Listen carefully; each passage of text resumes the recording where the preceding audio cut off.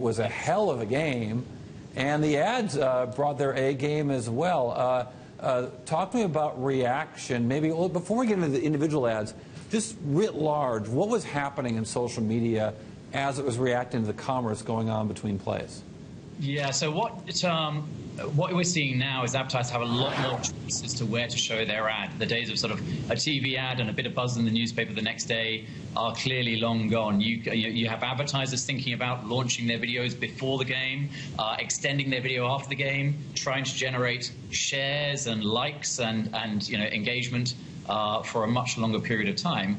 And it also means you've got choice, so it's not just TV, but there's a whole load of ways to spend your money. So as we look through some of those ads, what reaction really stood out to you with what happened online? So what we saw is a lot of ads were actually put up on YouTube, for example, quite a long time in advance of the game, and others were put up just shortly before the game. And no surprise, in one area is that a lot of the ads, when they were shown during TV, suddenly the YouTube views started taking off like crazy. And we saw that with, for example, a Coca-Cola ad had very few views beforehand, then did incredibly well pretty much when it aired. And I think that was part of their plan. You had others like Budweiser launch their ad a few days in advance. They already had over 10 million views before the game even started, and then they got another great surge during the game. So you're seeing different strategies from different brands around, do you use the Super Bowl to launch something and sustain it online, or actually build up excitement and knowledge of the ad in advance, and then the Super Bowl is just one milestone amongst many during the campaign? Yeah, the sort of the touchy-feely ads, the Budweiser ads, the horses and dogs and puppies even, what could possibly be wrong with that? But there was some sort of clever, too, and I wonder in that mass audience how clever plays, T-Mobile with their Kim Kardashian ad. It was funny, or it wasn't funny for those who weren't amused. I thought it was funny.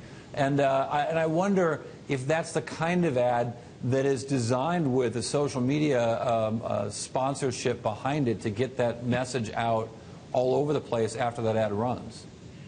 It may be. Obviously, there's a lot of ways to judge, is something really resonating and benefiting with social media. One of the quick early polls was the sort of consumer vote, what did well. I think that ad came about halfway, whereas Budweiser came, towards the top. So I think in terms of the early indication, we don't know. What we monitor are things like the completion rate. If people watch something online, do they finish it? That means they like it. The share rate, etc.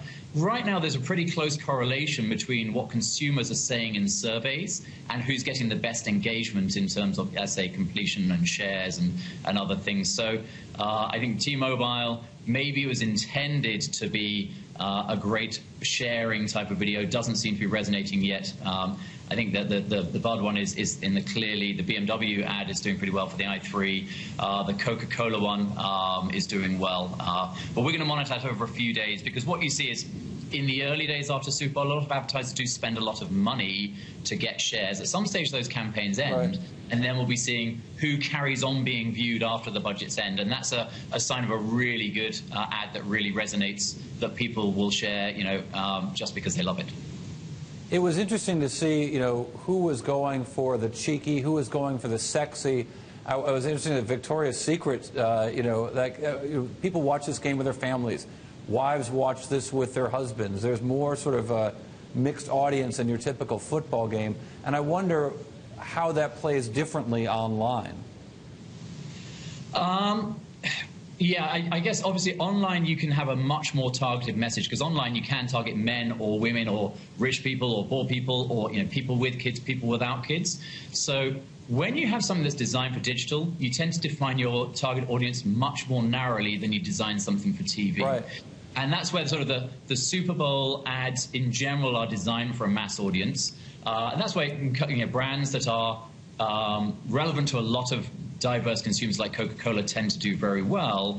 In many ways, I'm surprised that the car companies still spend so much money on Super Bowl, when online you can target people who afford your car, who have an affinity with your brand and are planning to buy a car in the next year.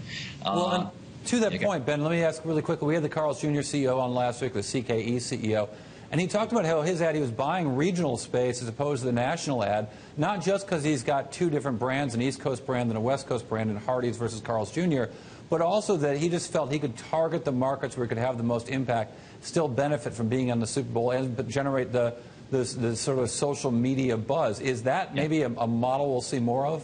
Last question. Yes, it is. And what we're seeing, across the spectrum of TV, but in particular with sort of digital video, is more and more narrow targeting, to the point where we're seeing advertisers now, instead of making one ad a year, will make 10 or 20 ads a year, and different ads are for different demographics, or you can have ads for loyal customers versus lapsed customers. You can really get precise. And TV has to compete with that. So things like regional ads and other things are a step in that direction.